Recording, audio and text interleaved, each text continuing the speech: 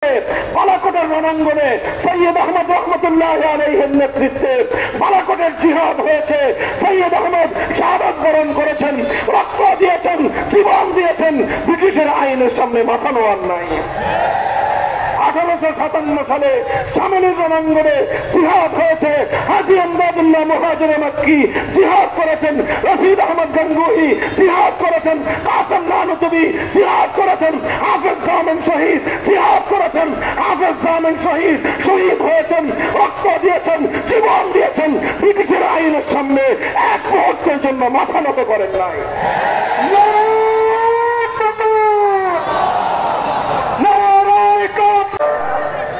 نحمده ونستعينه ونستغفره ونؤمن به ونتوكل عليه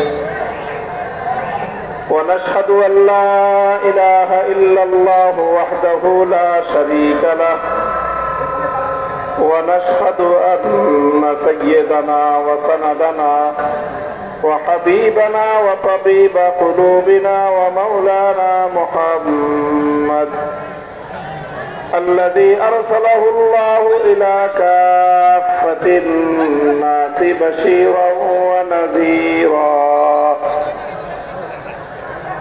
وداعيا إلى الله بإذنه وسراجا منيرا أما بعد فأعوذ بالله من الشيطان الرجيم بسم الله الرحمن الرحيم ألم تر إلى الذين يزعمون أنهم آمنوا بما أنزل إليك وما أنزل من قبلك يريدون أن يتحاكموا إلى الطاغوت وقد أمروا أن يكفروا به ويريد الشيطان أن يضلهم ضلالا بعيدا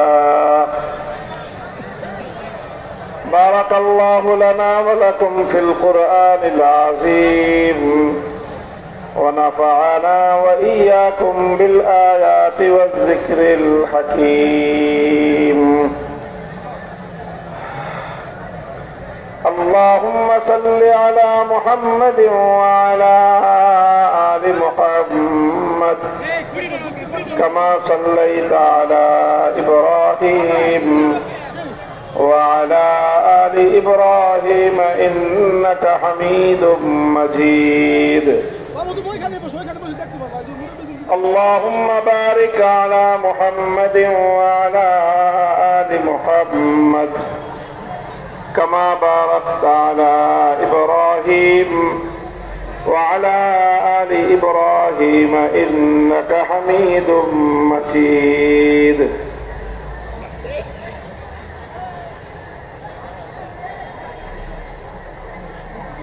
ঐতিহ্যবাহী শামসুল উলুম খাবাসপুর মাদ্রাসার আজিমুস-শান বার্ষিক মাহফিলে উপস্থিত সম্মানিত সভাপতি হযরত উলামায়ে কেরাম,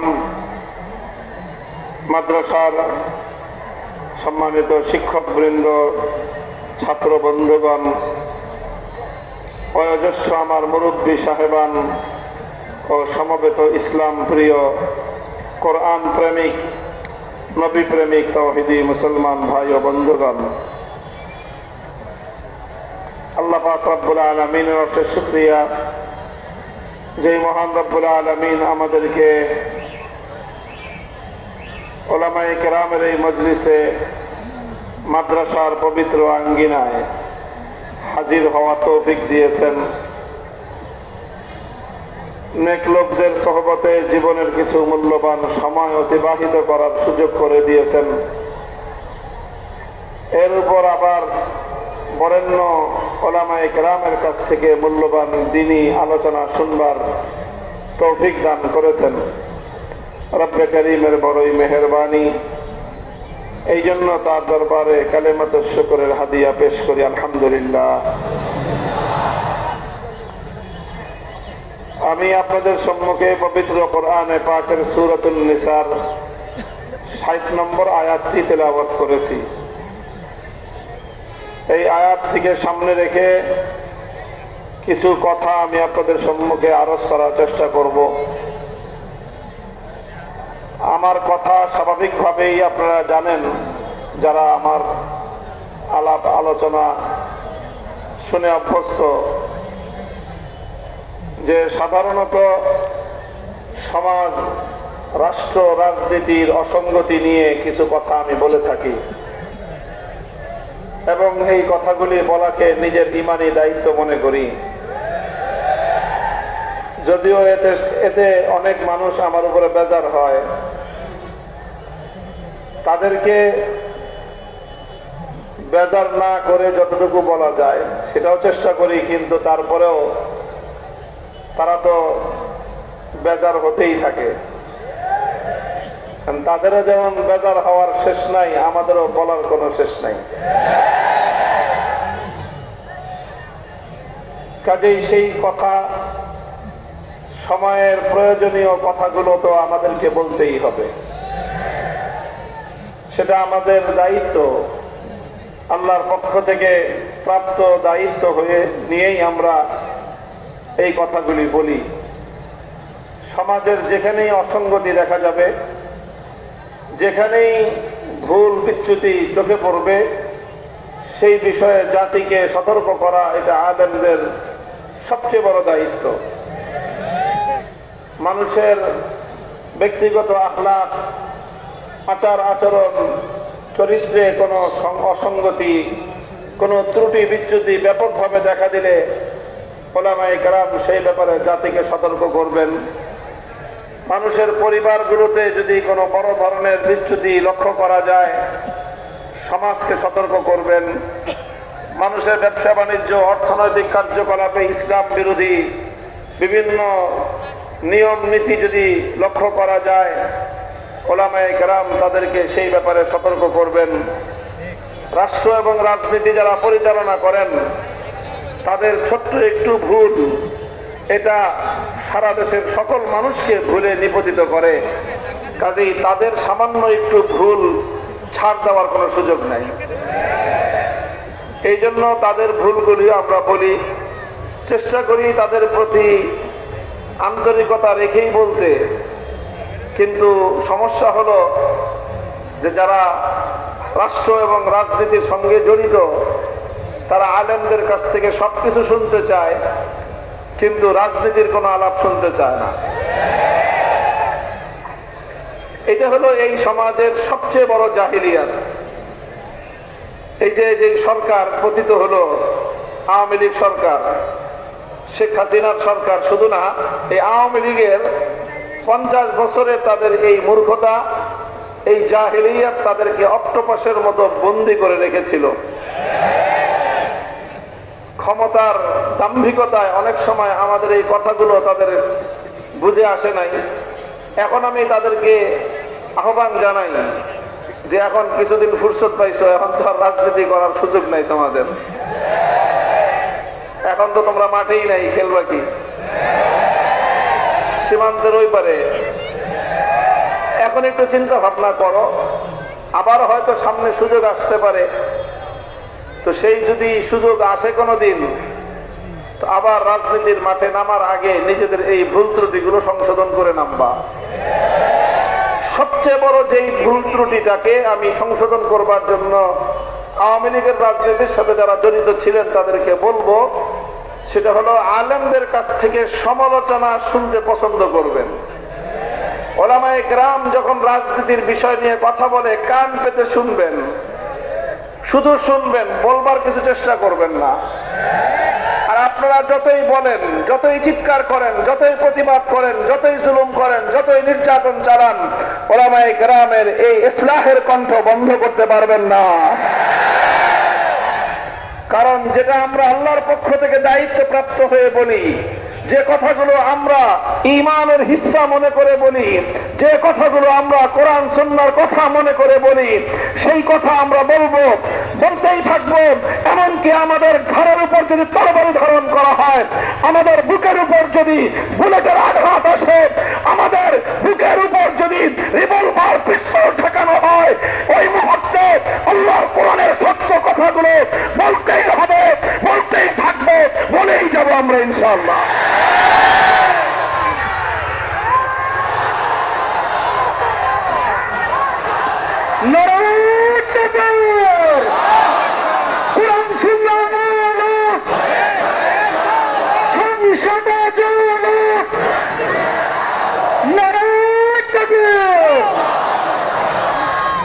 কাজেই সেই স্বাভাবিকভাবেই আলোচনার প্রসঙ্গে সমাজ নিয়ে রাষ্ট্র এবং রাজনীতির যেই জায়গাগুলোকে মেরামত করা দরকার, ঈমানের কারণেই মেরামত করা প্রয়োজন, ঈমান রক্ষা করার প্রয়োজনে যেই জায়গাগুলো সংশোধন করা প্রয়োজন, যতদিন পর্যন্ত সংশোধন না হচ্ছে আমরা বলতে থাকবো।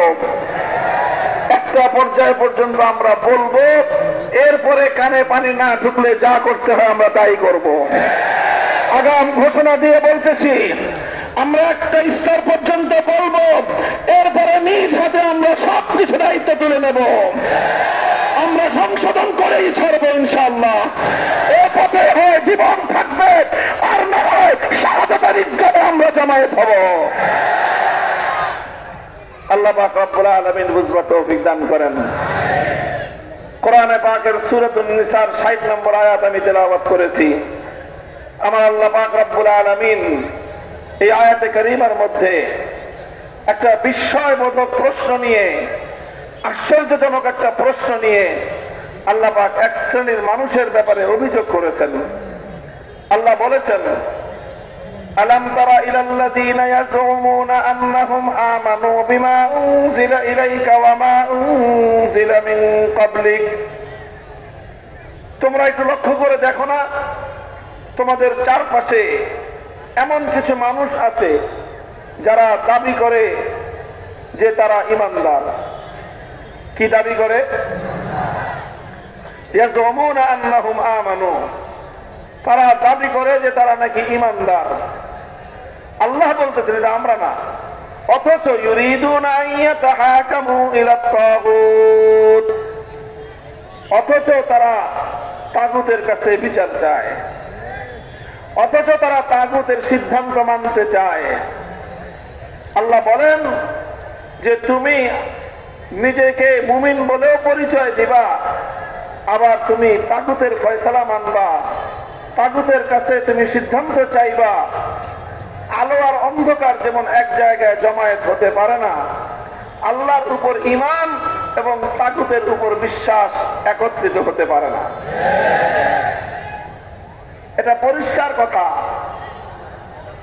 قد تبين الرشد من الغي فمن يكفر بالطاغوت ويؤمن بالله فقد استمسك بالعروة الوثقى।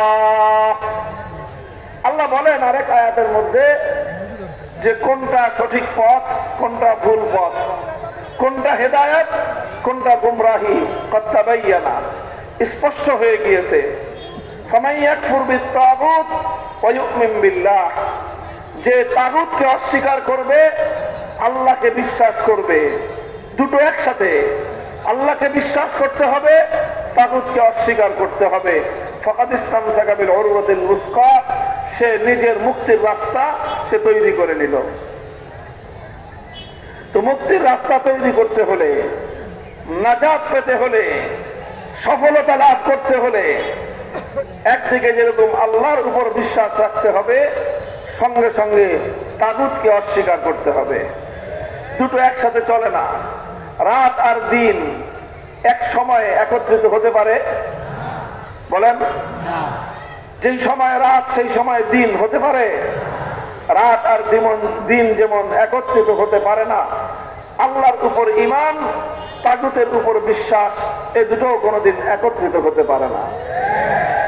আল্লাযীনা আমানু ইউকাতিলুনা ফী সাবিলিল্লাহ ওয়াল্লাযীনা কাফারু ইউকাতিলুনা ফী সাবিলিত তাগুত। আল্লাহ বলেছেন পরিষ্কার, যারা ঈমানদার তারা আল্লাহর পথে লড়াই করে, যারা বেঈমান তারা তাগুতের পথে লড়াই করে। এই হক এবং বাতিলের লড়াই, এটা অনিবার্য, এটা চিরন্তন। পৃথিবীর শুরু থেকেই শুরু হয়েছে এই লড়াই, কিয়ামত পর্যন্ত চলবে এই লড়াই। বাতিলরা যেরকম শয়তানের পথে লড়বে, তারা শয়তানকে ছাড়বে না। তো ইমানদাররা কি আল্লাহর পথ ছেড়ে দিবে? আর আস্তে করে বলেন মিয়া। বেঈমানের দল যদি শয়তানের পথ ছাড়তে না পারে, তো ইমানদাররা আল্লাহর পথ ছাড়বে কোন দুঃখে? তুমি যদি শয়তানের জন্য জীবন দিতে পারো, আমি আল্লাহর জন্য জীবন দিতে আমার আফসোস কোথায়? শয়তানের পথে জীবন দিয়ে তুমি যাবা জাহান্নামে, সেখান থেকে তোমার নমনীয়তা নাই। আর তুমি চাও আমি আল্লাহর পথে জীবন দিয়ে জান্নাতে যেতে পারবো, সেখানে আমাকে তুমি নমনীয় হতে বলো? আমার তো নমনীয় হওয়ার কোন সুযোগ নাই। ছাড় আমি দিতে পারবো না, ছাড় তোমাকেই দিতে হবে, রাস্তা তোমাকেই পরিবর্তন করতে হবে। মুহতারাম হাজিরিন, কাজেই এই জন্য ইমানকে বুঝতে হলে তাগুতকে চিনতে হবে এবং তাগুতের পথ পরিহার করতে হবে।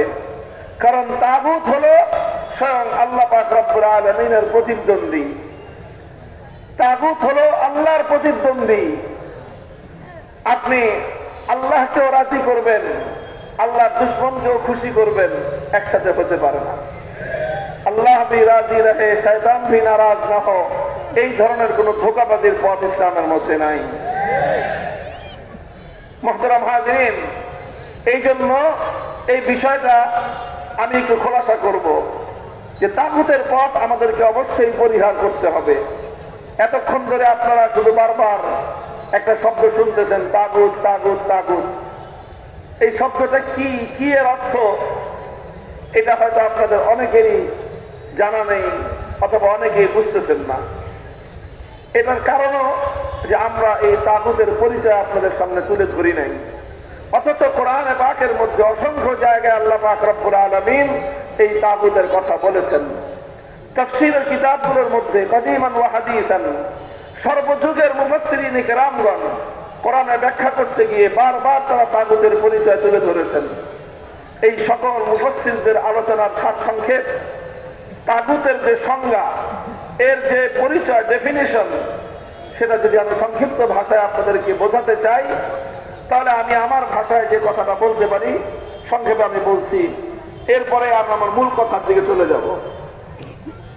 আপনারা আগে প্রথমে একটা কথা বুঝেন, গায়রুল্লাহ চিনেন আপনারা? কাকে বলে? গায়রুল্লাহ মানে কি? আল্লাহ ছাড়া। গায়রুল্লাহ মানে আল্লাহ ছাড়া। এই মহাবিশ্বের মধ্যে আল্লাহ হলেন এক এবং একক। আল্লাহ ছাড়া যা আছে সব কি? গায়রুল্লাহ। আল্লাহ ছাড়া যা আছে সব, আসমান কি? গায়রুল্লাহ। জমিন কি? ফেরেশতা কি? মানুষ কি? জিন গায়রুল্লাহ। নবী, ওলি, রাজা, বাদশা সব গায়রুল্লাহ একদিকে, আর আল্লাহ এক এবং অদ্বিতীয় একক, তিনি আরেক দিকে। আল্লাহ হলেন এক, আল্লাহ ছাড়া যা আছে সব হলো গায়রুল্লাহ। গায়রুল্লাহ বুঝলেন? তো যে কোনো গায়রুল্লাহকে যদি আল্লাহর স্থানে বসানো হয়, যে কোনো গায়রুল্লাহকে যদি আল্লাহর স্থান দেওয়া হয়, আল্লাহর আসনে বসানো হয়, সেই গায়রুল্লাহকেই বলা হয় তাগুত। কথা বোঝা গেল? যে কোনো গায়রুল্লাহ, তাকে যদি আল্লাহর আসনে বসানো হয়, সেই গায়রুল্লাহকে বলা হয় তাগুত। যেরকম দৃষ্টান্ত হিসেবে বুঝেন, ইবাদতের একমাত্র মালিককে, লা ইলাহা ইল্লাল্লাহ, নেই কোনো মাবুদ এক আল্লাহ ছাড়া। তো এই যে লা ইলাহা, একমাত্র মাবুদ কে? আল্লাহ। সুতরাং ইবাদতের মালিক, ইবাদতের উপযুক্ত একমাত্র কে? এখন এই ইবাদত যদি আপনি আল্লাহকে না দিয়ে অন্য কাউকে দেন, যে কাউকে দেন, যে কোনো গায়রুল্লাহকে দেন, কোন দেব দেবতাকে দেন, কোন মরা দেবতাকে দেন, অথবা কোন জিন্দা দেবতাকে দেন, অন্য কারো যদি আপনি পূজা করেন, অন্য কারো যদি কেউ ইবাদত করে, তাহলে যার ইবাদত করা হলো তাকে আল্লাহর আসনে বসানো হলো কিনা? কারণ ইবাদত পাবেন একমাত্র কে? আপনি আল্লাহকে ইবাদত না দিয়ে যখন আপনি দুর্গাকে পূজা করলেন, আল্লাহকে ইবাদত না দিয়ে যখন আপনি কালী অথবা সরস্বতীকে পূজা করলেন, তখন আপনি দুর্গাকে, কালী অথবা সরস্বতী ইত্যাদি দেবদেবতাগুলোকে আপনি আল্লাহর আসনে বসালেন। তো যেই গায়রুল্লাহকে আল্লাহর আসনে বসানো হয় সেই গায়রুল্লাহকে বলা হয় তাগুত। পূর্বের যুগে মানুষ লাত, মানাত, উজ্জা, হুবাল এই সকল দেব দেবতার পূজা করত। সেই যুগে লাত, মানাত, উজ্জা, হুবাল এরা ছিল তখনকার তাগুত। আজকের যুগে মানুষ দুর্গা, সরস্বতী, কালী ইত্যাদি মূর্তিগুলোকে পূজা করে। এগুলো হলো এই যুগের তাগুত। কথা বোঝা গেল? তো আপনার একজন মানুষ যদি ইমানদার হতে হয়, সর্বপ্রথম তাকে আল্লাহর একত্ববাদকে বিশ্বাস করতে হয়, সর্বপ্রথম তাওহীদকে বিশ্বাস করতে হয়। কথা বলেন ঠিক না বেঠিক? এই যে ইবাদতের মধ্যে আল্লাহর সঙ্গে অন্য কাউকে শরীক করা যাবে না, কাউকে শরীক করা যাবে না। এইভাবে আল্লাহর যদি কেউ ইবাদত করে তাহলে তাকে বলা হয় একত্ববাদী, আর এটাকেই বলা হয় একত্ববাদ। এটাই হলো তাওহীদ। এই তাওহীদকে বলা হয় তাওহীদ ফিল ইবাদাহ। কি বলা হয়? তাওহীদ ফিল ইবাদাহ। অর্থাৎ এটা হলো ইবাদতের মধ্যে আল্লাহর একত্ববাদ, ইবাদতের মধ্যে আল্লাহর একত্ববাদ। যে ইবাদত হবে একমাত্র কার জন্য? আল্লাহ ছাড়া অন্য কারো জন্য যদি ইবাদত করা হয় তাহলে যার জন্য ইবাদত করা হবে তাকে বলা হবে তাগুত, আর যে ইবাদত করবে তাকে বলা হবে মুশরিক। মুহতারাম হাজিরিন, এটা আমি বুঝালাম মূল কথা বোঝানোর জন্য। কারণ আলহামদুলিল্লাহ মুসলমানদের মধ্যে এতটুকু সুবোধ আছে যে আল্লাহ ছাড়া অন্য কারো পূজা করা যাবে না, আল্লাহ ছাড়া অন্য কাউকে শ্রদ্ধা করা যাবে না, আল্লাহ ছাড়া অন্য কাউকে ইবাদত করা যাবে না। এই জন্য মুসলমানরা যদি দেখে যে কাউকে, কোন মুসলমানকে যে সে দুর্গার সামনে গিয়ে মাথা নত করে আসে, তো মুসলমানরা ওর ব্যাপারে কঠোর সিদ্ধান্ত নিবে। তুই মুসলমান হয়ে দুর্গার সামনে গেলি কেন? কথা বলেন ঠিক না বেঠিক? আরে দুর্গা তো দুর্গা। কোন মুসলমানকে যদি আরেক মুসলমান দেখে যে ও কবরের সামনে গিয়ে সেজদা করতেছে, কোন পীরের মাজারে গিয়ে সেজদা করতেছে, তাই তো মায়ের একটা মাটিতে পড়ে না। তুই কবরে সেজদা করলি কেন? সেজদা পাবেন একমাত্র কে? আল্লাহকে বাদ দিয়ে তুই কবরকে সেজদা করলি কেন? আল্লাহকে বাদ দিয়ে তুই পীরকে সেজদা করলি কেন? আল্লাহকে বাদ দিয়ে তুই গায়রুল্লাহর সামনে মাথা নত করলি কেন? মুসলমানের কাছে এক আল্লাহ ছাড়া অন্য কারো ইবাদত গ্রহণযোগ্য নয়। কেন? কারণ মুসলমানরা একত্ববাদে বিশ্বাসী, মুসলমানরা তাওহীদ ফিল ইবাদাহ, ইবাদতের মধ্যে আল্লাহর একত্ববাদকে বিশ্বাস করে। মুহতারাম হাজিরিন, ইবাদতের মধ্যে যেরকম আল্লাহর একত্ববাদকে বিশ্বাস করতে হয়, ঠিক তদ্রূপ আল্লাহ পাক রব্বুল আলামিনের আরেকটা গুরুত্বপূর্ণ একত্ববাদ রয়েছে। সেই একত্ববাদকে বলা হয় তাওহীদ ফিল হাকিমিয়া, সেটাকে বলা হয় তাওহীদ ফিল হাকিমিয়া। ইবাদতের মধ্যে আল্লাহর একত্ববাদকে না মানলে একজন মানুষ যেমন ইমানদার হতে পারে না, ঠিক তদ্রূপ তাওহীদ ফিল হাকিমিয়ার মধ্যে আল্লাহর একত্ববাদকে না মানলেও একজন মানুষ ইমানদার হতে পারে না। তাওহীদ ফিল হাকিমিয়ার অর্থ কি? তাওহীদ ফিল হাকিমিয়ার অর্থ হলো এই মহাবিশ্বের মধ্যে নিরঙ্কুশ ভাবে, চূড়ান্ত ভাবে আইন এবং বিধান দেওয়ার অধিকার একমাত্র কার? আল্লাহ। চিৎকার করে প্রত্যেকটা মানুষ বলবেন। এই জাহিলি সমাজের সঙ্গে এখানে তোমার বাঁধবে লড়াই, এখানেই তোমার বাঁধবে লড়াই। তুমি নামাজ পড়তে গেলে তোমার সঙ্গে বর্তমান তাগুতি ব্যবস্থার লড়াই পাবে না, কিন্তু যখনই তুমি আল্লাহ পাকের আইন তৈরি করবার একত্ববাদকে তুমি বিশ্বাস করতে যাবে, তখনই তোমার সঙ্গে বাঁধবে লড়াই। এই জন্য এই জায়গায় ঈমান মজবুত করতে হবে। এই মহাবিশ্বের মধ্যে বুঝে বুঝে প্রশ্নগুলোর জবাব দিবেন আমার। এই আসমান এবং জমিনের মধ্যে, মহাবিশ্বের মধ্যে আইন তৈরি করবার, বিধান তৈরি করবার চূড়ান্ত ক্ষমতা কার? আল্লাহ। এটাকেই বলা হয় তাওহীদ ফিল হাকিমিয়া, যে আইন চূড়ান্ত ভাবে করবেন কে? আল্লাহ। প্রশ্ন করতে পারেন হুজুর, তাহলে মানুষ কি কোনো আইন করতে পারবে না? এই প্রশ্নের জবাব হলো যে হ্যাঁ, মানুষ আইন করতে পারবে, তবে আছে একটা কি আছে, একটা তবে আছে। সেই তবে হলো যে মানুষ এমন আইন করতে পারবে যেই আইন করলে আল্লাহর আইনের বিরোধিতা করতে হয় না। মানুষ এমন আইন করতে পারবে যে আইন করলে আল্লাহর কোন আইনের সঙ্গে সাংঘর্ষিক হয় না। মানুষের কোন আইন আল্লাহর কোন আইনকে বাতিল করতে পারবে না। মানুষের কোন আইন আল্লাহর আইনের বিরুদ্ধে হতে পারবে না।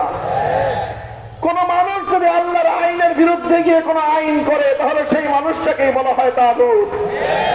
আল্লাহর আইনের বিরুদ্ধে কোন রাজা বাদশা যদি আইন করে সেই রাজা বাদশাকে বলা হয় তাগুত। আল্লাহর আইনের বিরুদ্ধে যদি কোন রাষ্ট্রপতি আইন জারি করে সেই রাষ্ট্রপতিকে বলা হবে তাগুত। আল্লাহর আইনের বিরুদ্ধে যদি কোন প্রধানমন্ত্রী আইন জারি করে সেই প্রধানমন্ত্রীকে বলা হবে তাগুত। আল্লাহর আইনের বিরুদ্ধে কোন মন্ত্রী পরিষদ যদি কোন আইন অনুমোদন দেয় সেই মন্ত্রী পরিষদকে বলা হবে তাগুত। আল্লাহর আইনের বিরুদ্ধে কোন আদালত, কোন বিচারক, কোন বিচারপতি যদি আইন জারি করে সেই আদালত এবং বিচারপতিকে বলা হবে তাগুত। আল্লাহর আইনের বিরুদ্ধে কোন আইন পরিষদ, কোন সংসদ যদি কোন আইন তৈরি করে সেই গোটা সংসদকে বলা হবে তাগুত।